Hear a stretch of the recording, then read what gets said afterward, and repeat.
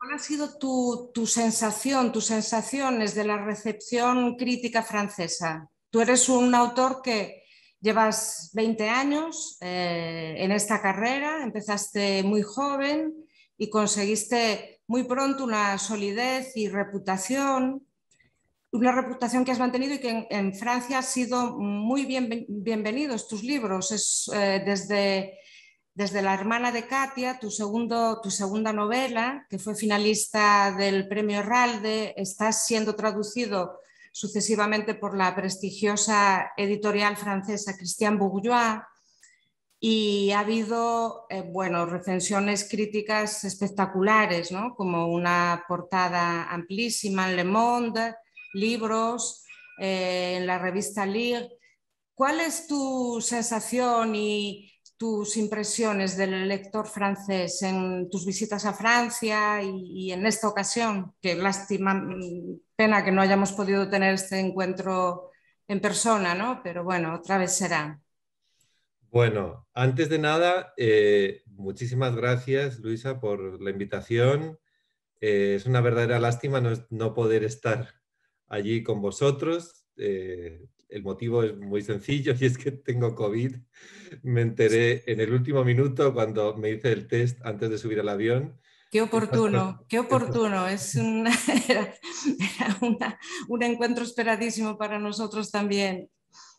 Y bueno, la pregunta es compleja porque, bueno, creo que hay algo que es especial en mi relación con Francia y es que es el único país donde tengo, igual que en España, un matrimonio oficial con una editorial desde hace muchísimos años, con un editor, Christian Bourgois, que era un editor extraordinario, realmente un hombre histórico de la edición francesa, a quien tuve el honor y la suerte de conocer, y que se manifestó sobre todo por una cualidad muy poco habitual en los editores españoles, que es humildad.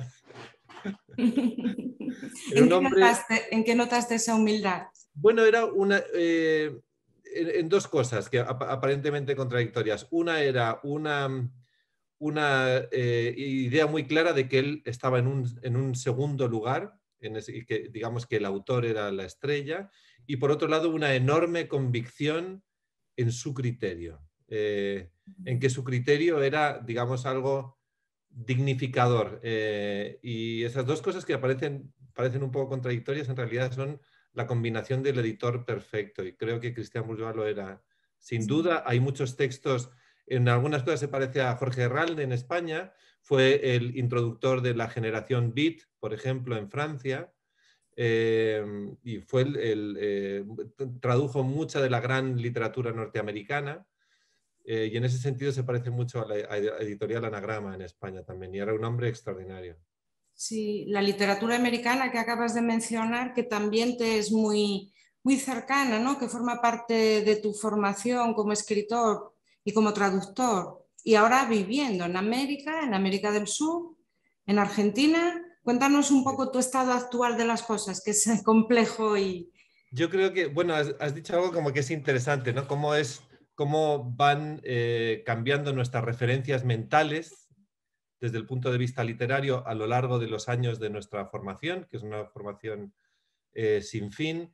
Y es curioso cómo las dos, la tradición francesa y la tradición norteamericana, han tenido como un papel muy importante en mi vida siempre. Primero, soy traductor de inglés, de literatura inglesa y de literatura norteamericana, traduzco muchos clásicos por ejemplo, en República Luminosa yo creo que se nota muy bien la influencia de Joseph Conrad, a quien estaba traduciendo en el momento de la traducción, de la escritura de República Luminosa, y yo creo que la presencia, la influencia de Joseph Conrad es evidente, es muy fuerte, ¿no? Y muy clara, ¿no? Pero hay muchas influencias importantes. Henry James es otra influencia muy importante, y bueno, la literatura francesa ni te cuento. De Por las últimas, ejemplo, digamos, yo creo que de los últimos autores, yo creo que hay varios autores como que para mí son claves, son Jean Echenov y Pierre Michon. Son dos autores franceses que son como una referencia ineludible, que siempre estoy investigando en ellos para pensar en mis propios libros, ¿no? Y bueno, en fin, que tú ya como escritora sabes también que las referencias también van cambiando, ¿no? Ahora mismo estoy más bien sumergido en el descubrimiento, en buena medida, de muchos autores argentinos, donde vivo ahora, vivo en Argentina, de muchos autores argentinos que me asombra que no sean conocidos por nosotros, ¿no? También tenemos una deuda como lectores en español con Latinoamérica importantísima, ¿no? Pero bueno, sería otro tema. Sí, de los argentinos que tienen más repercusión también en Francia y por supuesto en España, como César Aira, realmente son casi polos opuestos, ¿no? En la concepción de la literatura. Tú, en ese sentido, como lector, aprecias diferentes teclas de la escritura, no necesariamente te nutres de lo que te es afín. Bueno, yo creo que Argentina es como era Norteamérica a mediados del siglo XX. La enorme diferencia entre la literatura latinoamericana de hoy y la española o la europea en general es que Europa es como una vaca vieja. ¿Tú que eres gallega? Europa es una vaca vieja, no tiene leche ya, solo sirve para carnearla, ¿no? Pero América Latina es una vaca nueva, es una vaca joven en términos literarios. Realmente es todo está tocado como de una frescura que Europa no existe, ¿no? Incluso en los mejores escritores europeos, tú piensas, por ejemplo, los mejores escritores franceses tipo Houellebecq, por ejemplo. Houellebecq es un escritor decadente, ¿no? El propio Carrer es un escritor decadente, ¿no? En un punto, ¿no? Si piensas como nuestras referencias mentales son escritores decadentes y sin embargo en Latinoamérica se está haciendo una literatura de una frescura absoluta, ¿no? Como si se estuvieran como casi inventando los géneros un poco. Y eso es maravilloso. Es lo que uno siente, por ejemplo, al leer eso, lo que te decía, la literatura norteamericana de los años 30, 40, 50, ¿no? Esos Truman Capote, estos Richard Sí, sí. Yates. Bueno, eran gente que afrontaba la literatura como si realmente fuera como la herramienta perfecta para comprendernos, para comprender nuestra experiencia. Nosotros como europeos tenemos una aproximación como resabiada y un poco decadente, me da la sensación, ¿no?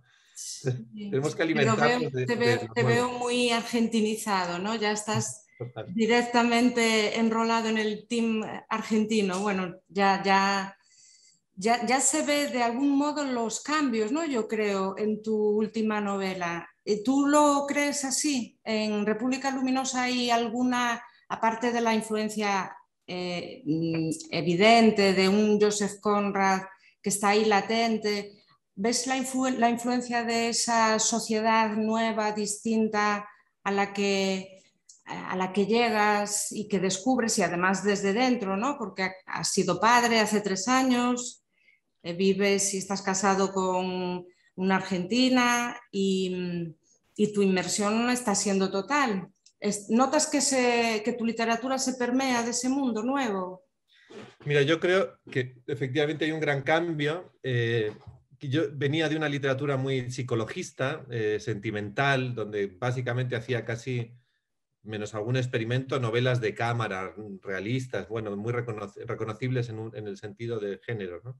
Y cuando llegué a República Luminosa, también acuciado por cambios importantes, vitales, pero sobre todo por un cambio político que todos los españoles reconocemos bien, que fue como la emergencia de Podemos, del movimiento de los indignados, de esa especie como de eclosión total y de irrupción de una conciencia política importante que nos hizo como replantearnos también muchas cosas. Yo entendí, me dio la sensación que había llegado el momento de escribir una novela política. Yo creo que República Luminosa es mi primera novela política y había varias cosas, digamos, que me importaban o me interesaban mucho investigar. Una, y creo que es la más importante de todas, era cómo se construye una verdad colectivamente cuando ha sucedido un episodio traumático en una comunidad, ¿no? Cómo la comunidad se relata a sí misma lo que ha sucedido ahí y cómo en ese relato, que es un relato en el que interviene el tiempo también, se van acumulando voces como si fueran estratos y la acumulación de todas esas voces al final acaba dando una verdad nueva, consensuada en un punto. Y bueno, eso me parecía como muy interesante. Y la otra era analizar un tema que me había interesado mucho y que había tratado en otros libros, que era el tema de la infancia, qué es la infancia y cómo nos relacionamos con ella, pero desde una aproximación más política, digamos, ¿no? De poder, de cómo se institucionaliza al niño, en qué consiste institucionalizar a una persona y qué sucede cuando una comunidad infantil se niega a pasar por el embudo de la institución, ¿no? Sí, es una novela extraña, particular, como todas tus novelas, y tú dices que es política y efectivamente tiene ese sesgo, ¿no? Amplías el foco de lo intimista, de lo psicológico, a lo social, a la comunidad, y sin duda lo es, y hay ese cambio.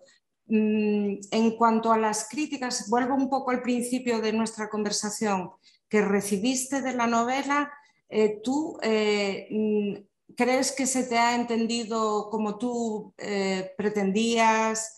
¿Hay algo que crees que ha quedado fuera de tus intenciones? Y también algo que me interesa mucho, cuando inicias una novela, un proyecto, ¿realmente partes de una intención clara? ¿Hay un dilema moral o de carácter ético en tu planteamiento? ¿Hay un planteamiento de un problema de orden filosófico o psicológico? ¿O más bien eres un escritor que te dejas llevar por una impresión que te alcanza, por una imagen, por una frase, por un golpe de una intuición, de una escena?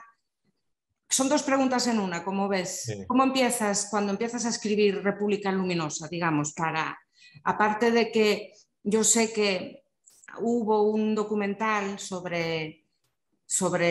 ahora nos lo contarás, sobre un documental polaco importante en el que, digamos, te despertó la chispa? ¿Por qué conectó eso con tus inquietudes, con tu psique, con tus preocupaciones? Y si siempre es así, si cada vez lo que te mueve a escribir es algo que verdaderamente te preocupa o te hace pensar. En el caso concreto de República Luminosa, ¿cómo lo viviste? Bueno, para allá porque ya has hecho 8 preguntas. Lo siento, lo siento. A ver si recapitulo bien. Primero hacías una referencia a los lectores, a cómo se había recibido el libro. Yo creo que Francia, en el caso concreto de Francia, es de una sofisticación, de la sofisticación que le corresponde. Realmente todos los críticos y lectores franceses con los que he interactuado han leído la novela perfectamente. Sí es una novela que genera conflictos con algunos lectores porque trata el intocable máximo que es la infancia. Entonces, cuando la infancia no se representa en unos términos absolutamente idílicos, hay mucha gente que se resiste, digamos, a esa representación, ¿no?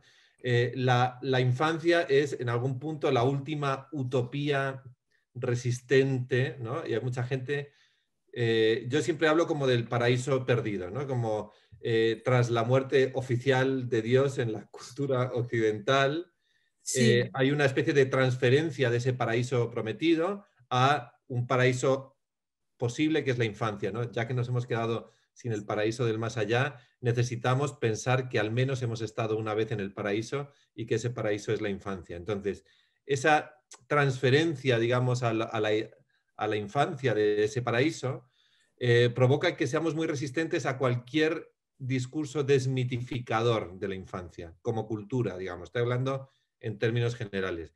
Y hay mucha gente que se resiste a eso y he encontrado lectores, digamos, como algunos enfadados con el libro, diciendo, bueno, ¿quién eres tú para decir que la infancia es otra cosa, ¿no?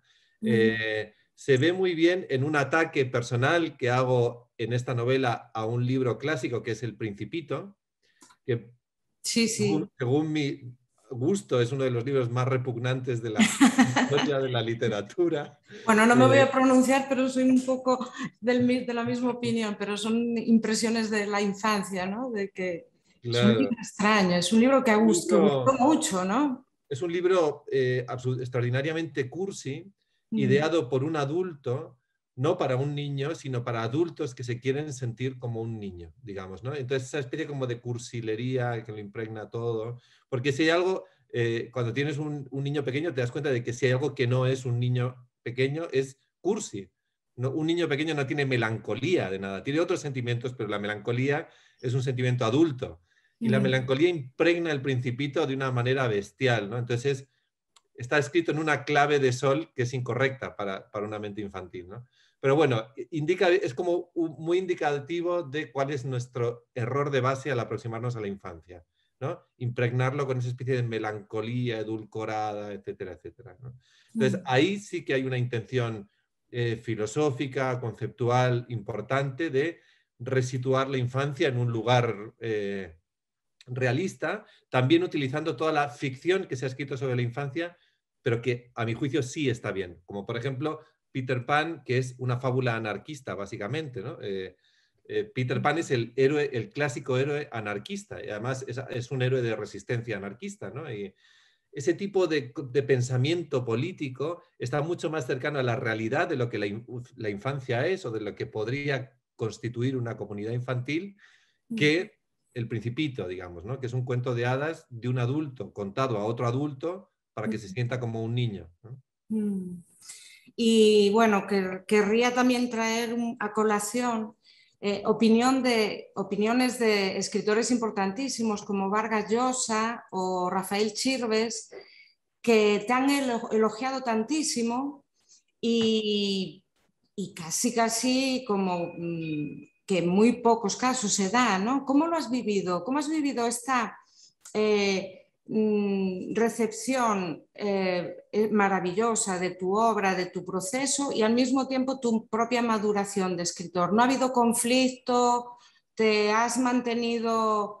¿no te ha presionado este buen recibimiento que han tenido? Porque verdaderamente tu carrera es muy compacta, ¿no? Son 20 años de escritura, casi 25 libros en total, considerando pues también la parte de narración infantil a la que te has dedicado, pero sobre todo tus novelas. Y siempre has estado muy bien considerado. Y no asusta un poco. Sí, bueno, yo creo que hay... tú como escritora también sabes cómo son las cosas, ¿no? Uno al principio recibe como con sospecha los elogios y como si fuera el oráculo de Delfos las críticas, ¿no? O sea, yo creo que nuestra cultura judio-cristiana nos lleva a pensar que quien nos elogia miente y quien nos critica dice la verdad. Cosa que, bueno, no tiene por qué ser así. Muchas veces quienes nos critican mienten también, o quienes nos elogian mienten, ¿no? Bueno, en fin. Yo he tenido la suerte de no, bueno, la mala suerte de quedarme siempre mucho más pegado a las críticas que a los elogios. Y ha habido crisis importantes. De hecho, ahora, digamos, este año de pandemia ha sido un año de una crisis total de inseguridad absoluta, ¿no? Yo creo que también relacionada con estos tiempos nuevos, donde las viejas palabras parecen que se han quedado un poco obsoletas. Me hacía gracia porque estaba traduciendo justo en estos meses una novela de Rebecca West, una gran escritora inglesa, feminista, sí, bueno, muy interesante, donde hablaba de la Primera Guerra Mundial y cómo la irrupción de la Primera Guerra Mundial hizo que los escritores ingleses dejaran de escribir durante como unos 3 o 4 años donde casi no se publicaron libros, como que todo el mundo se quedó diciendo, bueno, ya nos sirven estas palabras, ¿no? Tenemos que encontrar otras, tenemos que encontrar otro lenguaje. Yo creo que la pandemia ha sido como una bomba de neutrones, ¿no? De repente nos ha como paralizado en nuestra convicción de que estábamos haciendo lo que teníamos que hacer y ahora creo que tenemos que encontrar palabras nuevas y es un proceso para mí paralizante. Yo estoy muy desconcertado, ¿no? Entonces, bueno, ya sabes que esto es fluctuante. Lo que hace que sigamos escribiendo no son tanto los elogios como la sensación de que uno no podría hacer nada más en esta vida, más que escribir. y ya está, ¿no? O sea que, y Mm. luego, gracias a Dios, pues uno acaba ganándose la vida, más bien o peor, ¿no? Pero... Sí, sin embargo, tú siempre encuentras por dónde fluir, ¿no? Porque de pronto después de República Luminosa has escrito sobre un personaje curiosísimo, muy interesante, el arquitecto Guastavino, valenciano, que prácticamente inventa una manera de construir en Nueva York, en las mismas tripas de Nueva York. La estructura del metro de Nueva York se le debe a él y tú haces una biografía que es al mismo tiempo una biografía de un genio, una especie de genio poco conocido, pero al mismo tiempo es una apuesta estética, ¿no? Cuéntame cómo ves ese libro. Este libro es un libro que está ya para traducirse, creo, en Francia, ¿verdad? Sí, saldrá también con Cristian Bourgois el año que viene. Bueno, Mm. Guastavino es también otro libro político, diferente. No es ficción, como has dicho, es una biografía. Y el personaje es un personaje muy particular, es un arquitecto español que viaja a Nueva York en 1880, que es justo, digamos, el origen de la gran Nueva York, el momento donde Nueva York está, digamos, buscando su identidad arquitectónica. Y él patenta, con toda la caradura de un pícaro español, un sistema de construcción medieval, que es el sistema de la bóveda tabicada, que es tan habitual en los mercados, en las lonjas del Mediterráneo. Llega allí, lo patenta y ya solo lo puede construir él y acaba participando pues, en Grand Central Station, en casi todas las iglesias de Nueva York, en muchos edificios muy emblemáticos de la ciudad, ¿no? Es un libro que cuando yo empiezo a trabajar sobre él, hay ya una especie de gran ruido sobre Guastavino en España y una reivindicación nacionalista de el español que conquistó Manhattan y tal. Entonces a mí me apetecía hacer, claro, todo lo contrario, porque básicamente Guastavino es la demostración fehaciente de que las identidades son accidentales y aleatorias, digamos, ¿no? De que, del mismo modo que Nueva York decide cuál es su identidad arquitectónica de una manera muy accidental y azarosa, en la que está integrado Guastavino de pronto, el propio Guastavino no está pensando en, ni mucho menos en lo español, ni en España, ni en conquistar Manhattan, ni nada, sino en sobrevivir como puede, ¿no? Entonces, esa especie como de intento de convertir a Guastavino en un mito nacional españolista me parecía como que era delirante. Sobre todo porque era un tipo que había abominado de España totalmente. Y bueno, pues me parecía que lo más interesante era escribir una biografía donde se viera en todo momento lo imposible que es escribir una biografía, ¿no? Cómo escribir una biografía, como decía Borges, es siempre un acto fraudulento porque implica poner orden y coherencia en la única estructura que nunca los tuvo, que es una vida humana, ¿no? Mm. Es una biografía, sobre todo si es una biografía canónica o mitologizable, Mm. da por descontado esa gran coherencia de sentido, ¿no? Que es justo lo que no tenía la persona que vivió esa vida, ¿no? Entonces es atacar contra la mera esencia de esa vida, ¿no? Lo importante yo creo que es que cuando leemos una biografía o cualquier texto histórico, estemos riéndonos permanentemente de nuestra pretensión de que se puede hacer algo como contar una vida humana en toda su extensión, ¿no? Mm. Entonces, si entendemos que en todo momento eso es un gesto imposible, estaremos más cerca de hacer un gesto veraz, ¿no? Que con el contrario de mitificar a Guastavino para convertirlo en el español universal o algo así. Mm. Y por otro lado, yéndonos un poquitín atrás, tú has escrito poesía, has publicado poesía, has recibido un premio importante por un libro de poesía. ¿Qué te llevó a escribir ese libro? ¿Y qué significa para ti ese ejercicio en tu carrera? Bueno, yo creo, escribí un libro de poesía sobre mi padre, cuando falleció mi padre, yo sentí como que tenía que, bueno, como era escritor, que escribir sobre eso, porque no tanto porque quisiera dar a conocer nada, como porque era mi única manera de gestionar el dolor. En principio pensé, en ese momento había algunos libros buenísimos, como sabes, en España como cierta coincidencia en mucha gente escribiendo libros sobre padres que se morían. Y a mí me horripilaba la idea de sacar rédito profesional a algo así. Entonces dije, bueno, la única manera es escribir un libro de poemas que no me pagarán nada. Y entonces el hecho de que no me fueran a pagar nada o casi nada por ese libro me dejaba en un lugar como mucho más tranquilizador, porque yo no sentía que estaba profesionalizando, digamos, la escritura de un tema, de ese tema, ¿no? Sí, Que no iba a poder sacar nada en claro, profesionalmente hablando, ¿no? Entonces pero, eso pero purificaba mi intención. tú de tu padre sí sacaste grandes lecciones, ¿no? Fue importante para ti, como en tu carrera incluso, ¿o no es Sí, así? sí, sí, sin duda, él era profesor de literatura y psicólogo.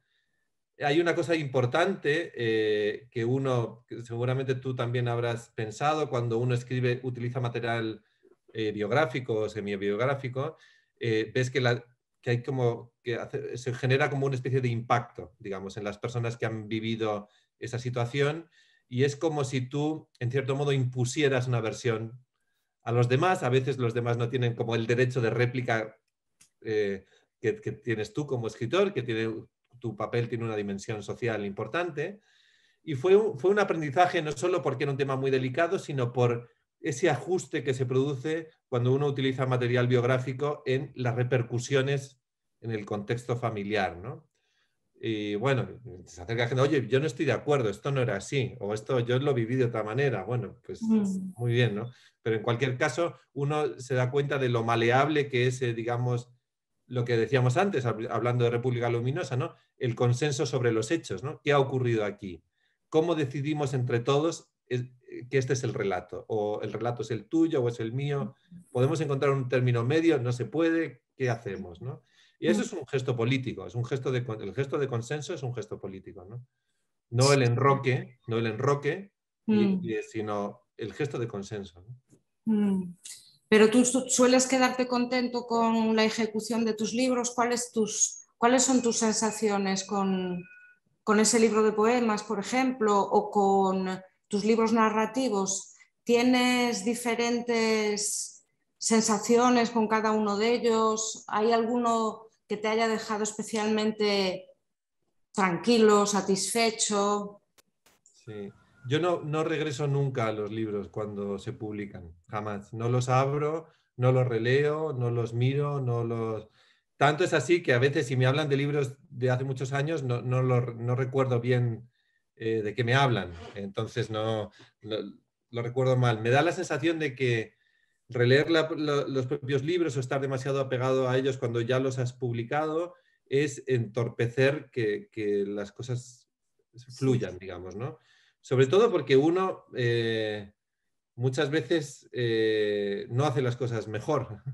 Mm, Entonces, si uno puede, como decía Kafka, no sé de quién lo decía, ¿no? Decían, los escritores pueden morir aplastados bajo su propia obra. Una mm, cosa que nunca hizo Kafka, porque Kafka escribía compulsivamente sin mirar atrás, ¿no? mm. Y publicó poquísimo, además. Pero se me quedó grabada esa idea, ¿no? Un escritor puede morir aplastado por su propia obra. Yo creo que hay muchos escritores que han muerto aplastados por su propia obra.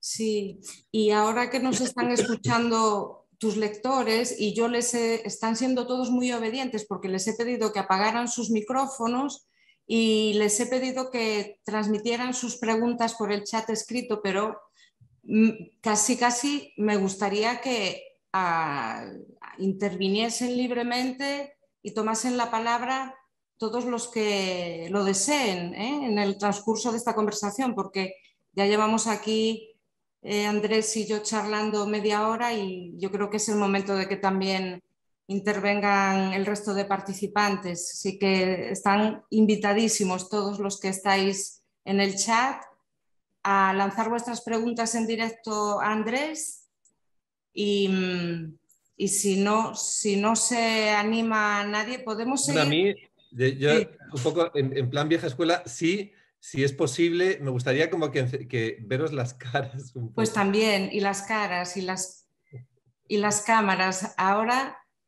Ahora creo cuando estaba dando las clases en Princeton, también teníamos este dilema, ¿no? Y a veces era un poco angustiante porque uno se sentía como predicando en el sí, desierto. sí, es una pena y yo he actuado aquí de censora Sí, Oh, qué bien. pensando que se podría hacer luego un poquito más adelante el chat, pero veo que Katy, Anita, Susan, Raymond, Karin, Marie pueden intervenir. No se anima nadie. Vosotros sois todos del club de Sí, lectura de... todos. Claro, yo no sé si habéis terminado de leer la novela o todavía no. Sí, sí, sí. Ah, todos habéis terminado de leer. Ah, Pero claro, yo he terminado, yo. este es el momento Yo donde el quería... autor hace un spoiler total y... tú Y has por- hablado de Conrad, pero este libro me ha echado a pensar en, no sé cómo se ha traducido este libro en español, Sa Majesté des Mouches, de William Golding. ¿Tú Ajá, conoces a ese libro? no. Que habla de niños que se encuentran solos en una isla después de una catástrofe, de un accidente de avión. Y los niños, Ah, de Golding, sí, sí, sí, sí, sí, sí. El William señor de las Golding, moscas. El señor de las moscas. sí, exactamente. ¿Has pensado en ese libro cuando has escrito Sí. el tuyo?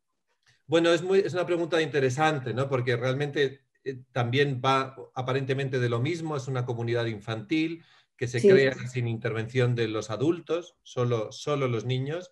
Es como básicamente la gran pregunta rusoniana, digamos, francés, a la francesa, como la ilustración francesa sería, ¿en qué sociedad crearían unos niños sin intervención de los adultos? ¿Qué ideas son naturales a nuestra condición y qué ideas son institucionales o culturales, ¿no?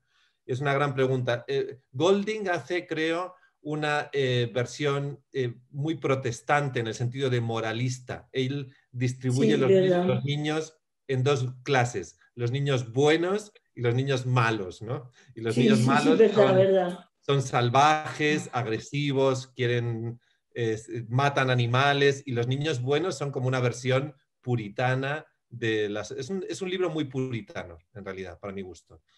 Para mí es mucho más interesante la narrativa, bueno, decía antes Peter Pan, que es una fábula anarquista para mi gusto, pero por ejemplo, Marcel Schwab tiene un libro muy interesante también, La Cruzada de los Niños, eh, que es un libro un poco en la línea de este libro también, o literatura clásica como El Flautista de Hamelin, que es un libro sobre el secuestro infantil, que también está muy presente en este libro, ¿no? Como unos niños que secuestran a otros niños, ¿no? Esa idea de la protección del adulto sobre los niños, que es básicamente una extensión de la idea de la jerarquía social, ¿no? Sí, Un sí, sí. adulto, Que no se encuentra en tu libro. claro, sí, Que no porque hay, que no existe esta jerarquía en tu libro. no, claro, y eso es lo que hace que el adulto tenga miedo. El adulto tiene miedo Sí, porque se da cuenta de que ha perdido su condición jerárquica sobre el niño, ¿no? Es una sí, utopía horizontal en ese sentido, ¿no? sí, sí, sí. Por eso no es, dices, República Luminosa es una utopía o una distopía. Bueno, pues yo creo que es una utopía infantil. Pero bueno, gracias por tu pregunta, ¿eh? Gracias. Es Sí, muy sí. interesante. Una de las cosas más complicadas de este libro fue encontrar como los clásicos de la literatura con los que yo quería dialogar mentalmente cuando hacía este libro. Y claramente está, bueno, Peter Pan está clarísimo, pero bueno, también El Flautista de Hamelin, todos esos libros como sobre, digamos, con una dimensión un poco oscura de lo infantil, ¿no? Quería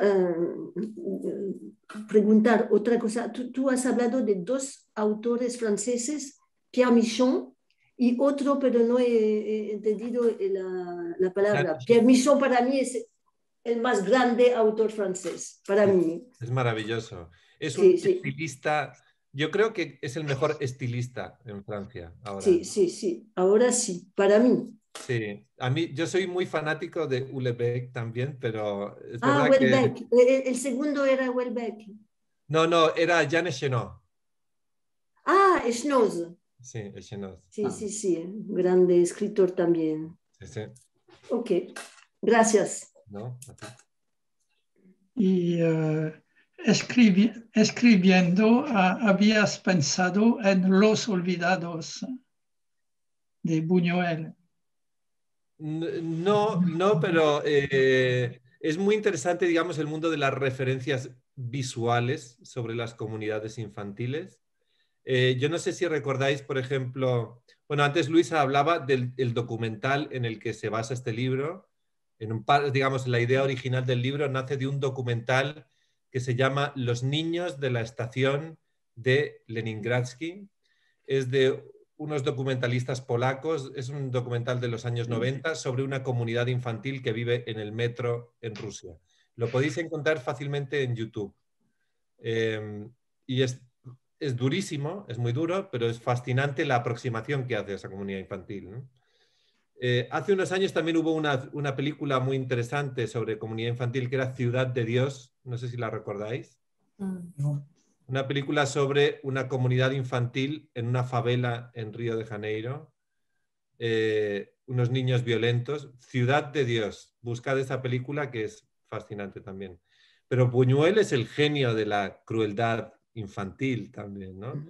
Los niños de Buñuel, ya sabes, tienen esta cosa casi de mirada fija, ¿no? Uno nunca sabe lo que va a hacer un niño en una película de Buñuel.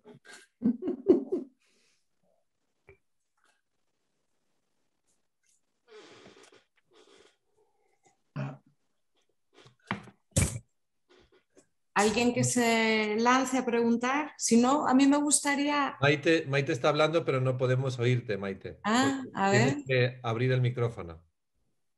Pues no, ya. Sí. Vale. Perdón. No, es que me ha interesado mucho el narrador, los sentimientos del narrador frente a estos niños, frente a Jerónimo, el niño que era el único superviviente de este grupo. Y también porque hay una atracción fenomenal. La gente sueña con vivir con estos niños, al mismo tiempo los detesta. Y al final una cosa que me ha parecido interesante es que cuando están en las alcantarillas y que descubren la palabra puta, hay una forma de decepción porque no era una comunidad completamente ideal, porque había también estos problemas de cierta manera, de la culpa de una niña que, bueno, y me ha parecido interesante porque en otro libro que escribiste que se llama Agosto-Octubre, hay el mismo fenómeno, porque el narrador está atraído por los niños del pueblo salvaje, etcétera, y al final también hay una decepción porque se comportan mal con una chica, la violan, y eso, no sé cómo interpretar esto, ¿me podrías decir un poco por qué pusiste este detalle al final? Porque dices, los niños se habían perdido, se había roto esa comunidad. Claro, yo creo, muchas gracias, muy interesante tu pregunta, Maite. Hay una parte que tiene que ver con el lenguaje, ¿no? Digamos, ¿dónde se rompe, digamos, la utopía, ¿no? Había una tentación muy peligrosa y era establecer justo al final de la novela de República Luminosa el mismo dilema que ocurre en El Señor de las Moscas, ¿no? Estos eran los buenos, estos eran los malos, ¿no? Si hay algo que nos enseñó nuestro padre común, Flaubert, es que la literatura, para ser verdadera literatura, tiene que ser sucia moralmente, en el sentido de que no tiene, cuanto menos buenos definitivos y malos haya, mejor, ¿no? La tentación de hacer una comunidad utópica y una sociedad que agrede a esa comunidad era muy peligrosa, ¿no? Esa comunidad infantil también había tenido que conocer en algún punto alguna forma de degradación. Era importante que eso estuviera ahí, ¿no?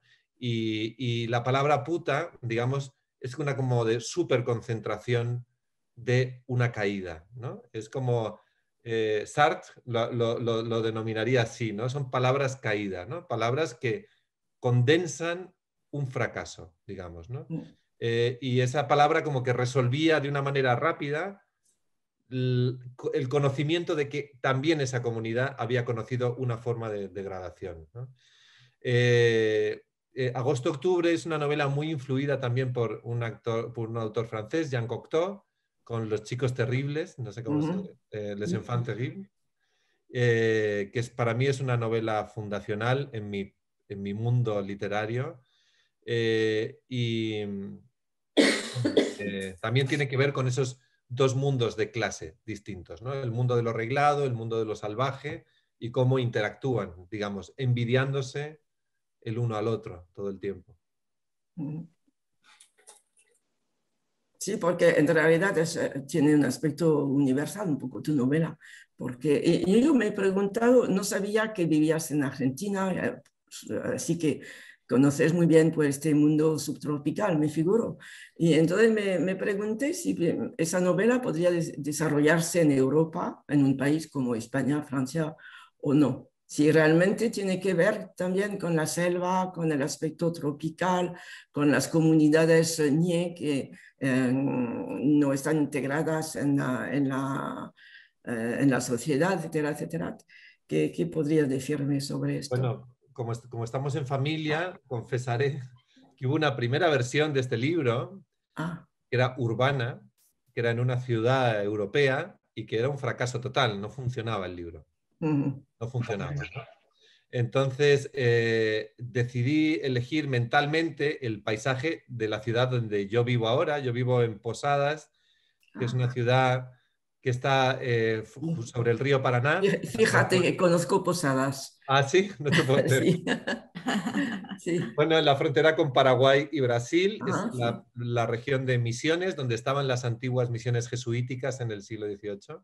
Es la selva. Es como la selva de República Luminosa. Entonces decidí que era el escenario perfecto, digamos, porque había un aliado que los niños necesitaban y ese aliado era la naturaleza. Y también sabes lo que recuerdo de Posadas, es que recuerdo que había niños mendigos en la calle.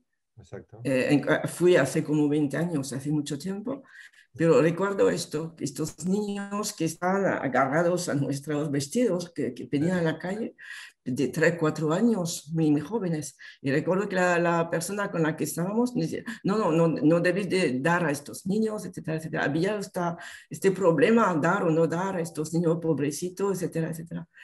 Me ha parecido interesante cómo presenta a estos niños muy encantadores, que puedes sacar fotos fantásticas de estos niños, etcétera, etcétera. Es algo que sientes tú viviendo en Posadas. Siguen existiendo esos niños, son los niños de la comunidad guaraní. Es una comunidad indígena importante y bueno, siguen estando ahí, son de una pobreza extraordinaria y siguen teniendo ese papel como extraño, ¿no? Entre esa especie como de enorme diferenciación de clase que se establece entre esos niños y nuestros niños, ¿no? Que era como una cosa como importante, ¿no? Es como si esos niños pertenecieran a una especie de fallo trágico, inaccesible, de imposible solución, y nuestros niños pertenecieran a un mundo institucionalizado, con reglas, con derechos, ¿no? Mientras que ellos son como criaturas semisalvajes, ¿no? Entonces, esa especie como de doble moral aplicada a unos niños y a otros niños, que está en el libro muy presente, es un dilema de la sociedad de Posadas, ¿no? Obviamente. Gracias. Bueno, si puedo intervenir y primero darle las gracias por estar con nosotros. Y bueno, comparto con ustedes todo lo que acaba de decirse, especialmente lo que se refiere a esas comunidades de niños que no son nada buenos. Y pensé también en la adaptación por Peter Brook del libro de Golding, Lord of the Flies. Y bueno, tiene un enlace con lo que a mí me parece muy importante, es esto de la selva. Y no sabía muy bien dónde podría ubicarse este San Cristóbal. Pero San Cristóbal, bueno, lo vi en el lugar donde Gabriel García Márquez planteó Macondo, y me pareció muy importante porque hay algo que también me parece algo misterioso en su libro, es lo de la perra, porque la perra parece que es una señal y yo me pregunté si no había huellas de cierto, no realismo mágico, pero al final algo así. Y bueno, por eso yo vi muchos enlaces entre esta selva, esas cosas un poco míticas y mágicas que acontecen sin acontecer, porque bueno, hay lo de las desapariciones. Claro que, bueno, son reales, pero ¿qué pasa de veras? Y eso lo leí también, bueno, muy bueno, como un trasfondo. No se dice de veras, pero me parece que hay este asunto de misterio escondido detrás de todo eso. Está muy bien visto, es un equilibrio muy delicado porque es inevitable pensar en las grandes referencias del realismo mágico en un punto, pero por otro lado esta novela tiene una voluntad realista total, digamos, ¿no? Cuando uno vive en una sociedad como Posadas, como semi-subtropical, digamos, y con grandes comunidades indígenas y con una relación con la naturaleza muy importante, te das cuenta de que, a diferencia de lo que nos pasa a los europeos en nuestras ciudades, donde lo racional y lo irracional forman compartimentos cerrados, estancos, en este tipo de ciudades no es así, digamos. El pensamiento mágico y el pensamiento racional están mucho más mezclados, digamos, ¿no? Entonces... Acertado, porque están cambiando los códigos y las referencias. Y eso lo sentí. Y el pensamiento mágico de alguna forma forma parte del pensamiento político, en un punto también, ¿no?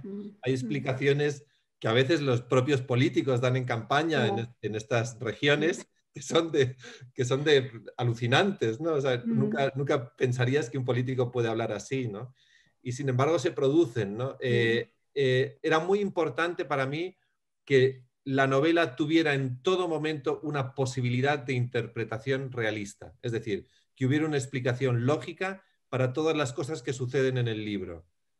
Que la novela no cayera en el mundo de la explicación mágica en ningún momento, a pesar de que esa explicación estuviera en el aire, un poco, ¿no? De vez en cuando yo estaba, no estaba en esta parte de América Latina, pero yo me sentía en Guatemala, que conozco mejor, y bueno, había muchas cosas que podían cuajar. Por ejemplo, siguiendo con eso, que es muy, muy interesante, una de las referencias mentales en las que pensé todo el tiempo cuando escribía el libro fue en La peste de Albert Camus. Si ahora lo pensáis un poco en retrospectiva, veréis que son dos libros que tienen muchas cosas en común.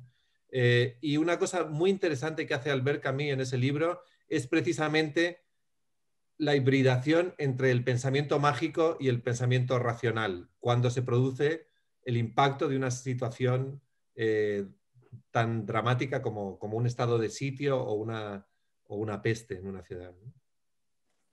Es imposible evitar el pensamiento mágico, es imposible evitarlo. Bueno, lo ha aclarado muy bien. Gracias.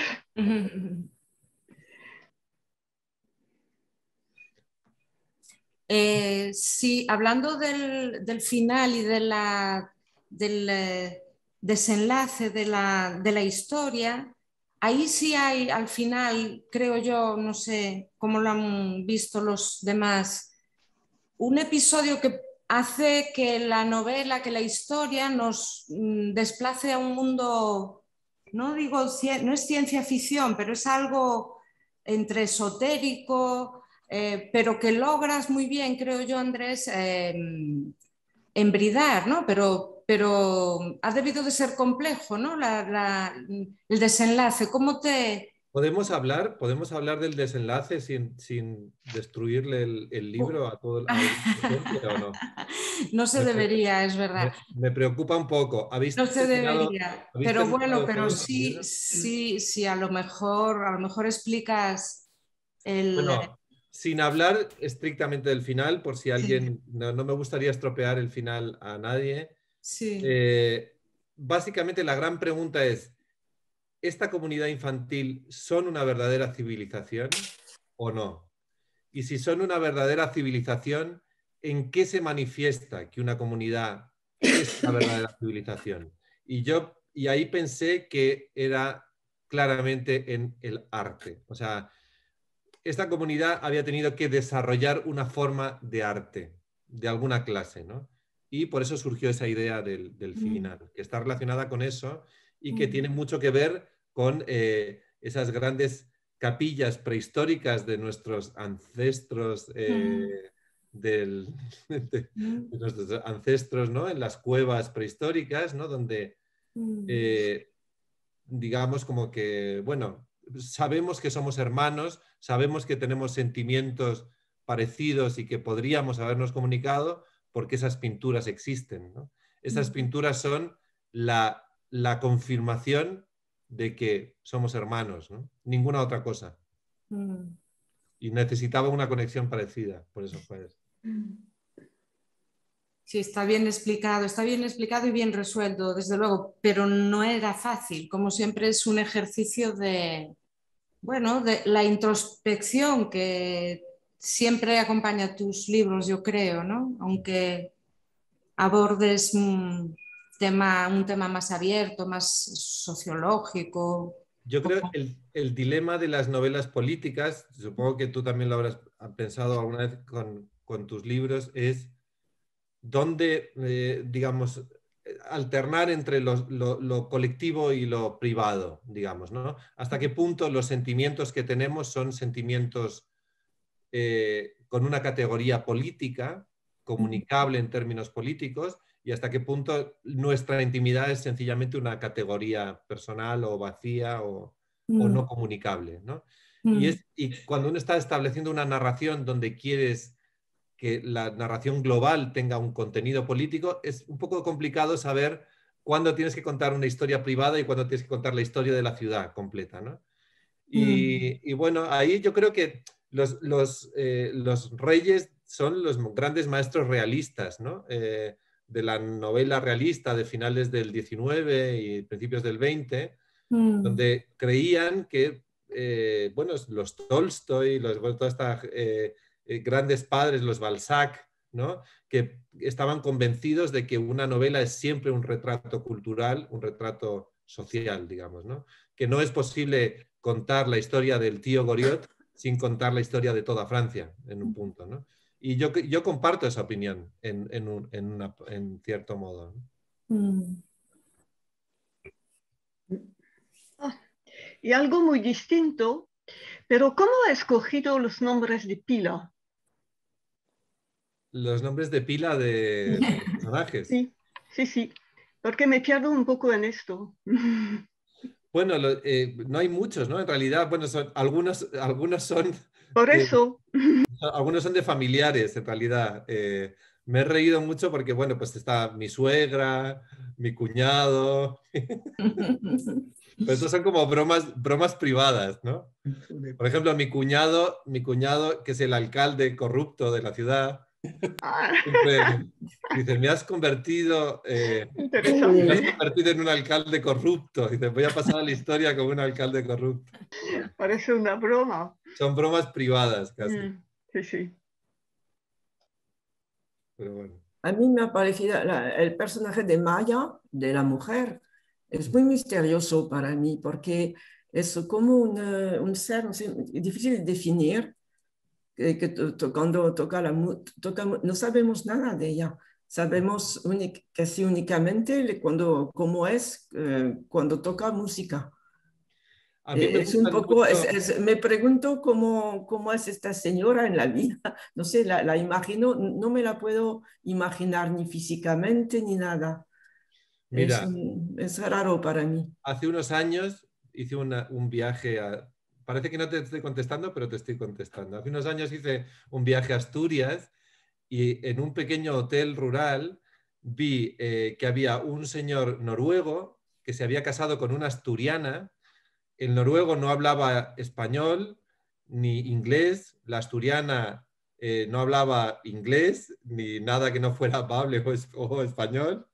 Y sin embargo llevaban en pareja 4 años. Yo me preguntaba, ¿cómo? Me parecía como una pareja de novela de Graham Greene, ¿no? ¿Cómo se comunican? ¿Cómo se comunica? Como la mujer tan extraña esta del hombre tranquilo, ¿no? ¿Cómo se comunica esta pareja? Y sin embargo parecían el matrimonio perfecto. No poder comunicarse generaba entre ellos una comunicación no verbal maravillosa, ¿no? Y siempre me han fascinado como las parejas que no se comunican en términos ortodoxos, pero que se comunican de otra forma. Yo creo que la pareja de este libro, el narrador y su mujer, son un caso parecido, ¿no? Una pareja que yo definiría como un buen matrimonio, ¿no? Una pareja, digamos, bien avenida, pero que no se comprenden y que viven en mundos dialécticos completamente ajenos, ¿no? Y que sin embargo tienen una vida feliz, digamos, juntos, ¿no? O relativamente feliz. Es extraño, ¿no? Hasta qué punto la verdadera comunicación puede llegar a ser un conflicto matrimonial. A veces, como entenderse demasiado bien puede ser un peligro para el matrimonio. En fin. Bueno, todas las intervenciones son interesantísimas, ¿no? Yo creo que de los participantes el que quede sin haber leído la novela tendrá muchas ganas ya de abordarla y bueno, si hay alguien que quiera intervenir todavía estamos a tiempo, llevamos ya 1 hora, no te queremos tampoco atrapar más. Antes de despedirnos, a mí sí me gustaría que me hablaras un poco de tu otra pasión, de la fotografía y del arte, que es algo que sigues en activo como fotógrafo, tienes proyectos. Cuéntanos un poco en qué consistió tu exposición en Nueva York, en New York University. Bueno, yo fui un fotógrafo amateur, no tuve una trayectoria como fotógrafo profesional nunca. Hice un proyecto de fotografía con Polaroid que luego publiqué, pero siempre he estado siempre me ha gustado mucho como interactuar con artistas plásticos, artistas visuales, ¿no? Y ahora mismo tengo hice con un amigo pintor al que conocí en la Academia de Roma, una editorial de libros de artista, y todos los años hacemos un libro juntos. Él es un grabador y hacemos un libro de grabado como de 20 ejemplares, como una edición del libro de artista, y lo hacemos juntos, ¿no? Y una de las cosas más placenteras que hago con él es, bueno, preparar el mundo técnico del grabado, ¿no? Preparar las planchas, entintar las planchas, el tórculo, todo ese mundo como casi preindustrial en un punto, ¿no? Es fascinante. O sea, el mundo, esto que nos falta a los escritores, que es el contacto con la materia, ¿no? Tenemos el peligro de, al no estar tocando cosas o no trabajar con materiales físicos, sólidos, perdemos el contacto con lo material, con una toma de tierra total, ¿no? Los artistas plásticos no les pasa eso, ¿no? Porque están siempre probando texturas, colores, tienen que comprar materiales, tienen que trabajar con materiales, y eso lo envidio mucho de los artistas plásticos, ¿no? El contacto, digamos, ¿no?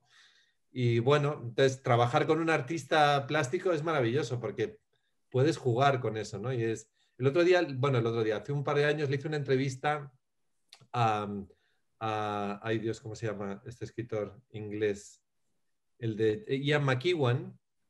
Le hice una entrevista para un periódico español y me dijo, el verdadero problema de los escritores, y yo comparto su opinión, es que lo único que hacen es escribir, no conocen otros oficios, ¿no? Antes los escritores eran abogados, eran maestros, eran arquitectos, eran ebanistas, eran marinos mercantes, eran otras cosas, ¿no? Entonces tenían un conocimiento de un oficio que les daba también un conocimiento de la vida importante, ¿no? Hoy muchas veces los escritores tienen una desconexión total con la vida real de la gente porque solo escriben. Bueno, no sé si hay alguna pregunta o curiosidad. Y bueno, yo como me he leído prácticamente la totalidad de tus novelas y me he perdido algunas, antes de despedirte quiero que me hables de Muerte de un caballo y de En presencia de un payaso, que no he leído, y cómo las presentarías. Bueno, Muerte de un caballo es como es casi como un ejercicio de estilo. Básicamente pensé cómo sería escribir una novela sobre una pareja accidental que está empezando a salir y que se ven obligados por un accidente a ver cómo muere un caballo, ¿no? Yo tuve la suerte o mala suerte de ver cómo moría un caballo y creo que ha sido una de las experiencias más extrañas, majestuosas y casi místicas, casi parecido realmente a ver morir a un ser humano. Realmente es, pero con esta dimensión del caballo, ¿no? Bueno, entonces me quedé tan impresionado por esa experiencia que quise hacer una novelita sobre eso. Y En presencia de un payaso es también una novela política sobre un payaso que hace un... Esto es el momento para... Yo creo que es el único momento casi profético de mi carrera de escritor. En el momento pre-Beppe Grillo y pre-movimiento Cinque Stelle en Italia, yo escribí esta novela sobre un cómico que se presenta a las elecciones y que tiene como proyecto político sentar a un maniquí, a un muñeco en el Congreso de los Diputados, digamos, ¿no? El único proyecto político de ese partido, que es un partido cómico, es sentar a un muñeco en el Congreso, ¿no? Que es bueno, ahora cada vez más hay más partidos políticos cómicos. Por ejemplo, en Alemania hubo un partido político promocionado por una revista cómica como tipo Charlie Hebdo, que se llamaba Departier, que se presentó a las elecciones europeas y consiguió 1 millón de votos. Y de hecho hay un diputado europeo que pertenece a una revista cómica alemana, ¿no? O sea, este tipo de cosas cada vez están ocurriendo más, ¿no? El propio movimiento Cinque Stelle es un movimiento inicialmente cómico, ¿no? Promovido por un cómico, Beppe Grillo, ¿no? Bueno, en fin. Esta transferencia entre los cómicos y los políticos me parecía muy, muy interesante. Bueno, qué bien. Pues nos has deleitado con todo un arco de tus propuestas y de tus libros temático y de forma, ¿no? Y bueno, es maravilloso descubrirte cada vez y hablar contigo. Una pena, pero yo creo que lo hemos compensado bien con no tenerte aquí en persona, pero bueno, te tenemos a través de la pantalla y hemos podido compartirlo. Yo creo que todos los lectores, estoy muy agradecida también a este club de lectura del Instituto Cervantes de Burdeos, que es tan fiel bueno, y que hace tanto honor a la cultura española en Francia, ¿no? Y en este caso, pues contigo, que has sido un invitado de lujo y que te lo agradecemos un montón, este tiempo que nos has dedicado. Y esperemos que en un futuro, pues en tu próximo viaje a Europa, ¿no? Porque te quedan pocos días para volver a... Sí, primero me tengo que Argentina. recuperar, primero tengo que sanarme, espero sanarme a tiempo para poder volver a Argentina porque tengo un vuelo dentro de 10 días y me tengo que subir al avión y no sé cómo voy a hacer. Así que espero recuperarme antes.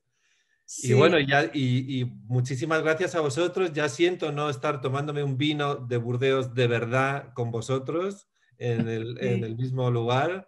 Quedará para otra vez. Sí. Pero lo haremos, no os preocupéis. Muy bien. Pues muchísimas gracias, Andrés. Muchísimas gracias. Sí. Gracias. Gracias a todos, Gracias. a todos por la participación y hasta siempre. Esperemos que Andrés nos pueda visitar en unos meses, quién sabe, en la próxima novela.